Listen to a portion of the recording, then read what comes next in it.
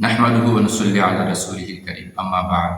সম্মানিত দর্শক শ্রোতা, অনেক মহিলা তাদের সৌন্দর্য বৃদ্ধি করার জন্য বা স্বামীকে সৌন্দর্য দেখানোর জন্য ব্রু প্লাক করে থাকেন, ব্রু পরিষ্কার করেন বা লোম তুলে ফেলেন। এটা কি সঠিক?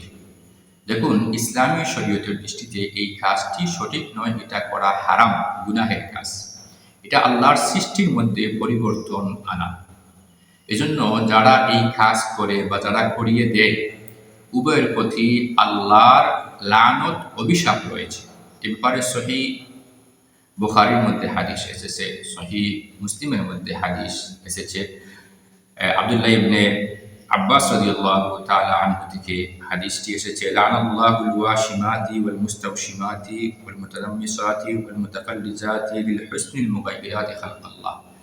আব্দুল্লাহ ইবনে আব্বাস রাদিয়াল্লাহু তাআলা বলেন, যেই সমস্ত মানুষ তাদের শরীরের মধ্যে ট্যাটু অঙ্কন করে, ট্যাটু আঁকে, এবং যারা তাদের সৌন্দর্য বৃদ্ধি করার জন্য ব্রু পরিষ্কার করে, প্লাক করে, তাদের উপরে আল্লাহর অভিশাপ, লানত রয়েছে। নাউযুবিল্লাহি মিন যালিক।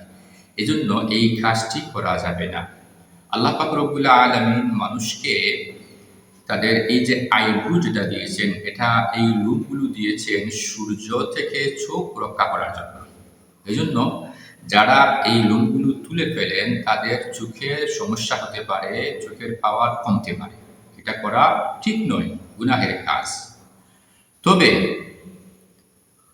যদি কোনো মহিলারা যদি তাদের গালের মধ্যে লোম উঠে বা এই গুফের মধ্যে, টুটের উপরে লোম উঠে, সেটা তারা পরিষ্কার করতে পারবে না। কিন্তু ব্রু আপনার পরিষ্কার করা যাবে না, লোম তোলা যাবে না, এটা হারাম। এ ব্যাপারে ফতোয়ার কিতাবের মধ্যে স্পষ্ট ফতোয়া রয়েছে।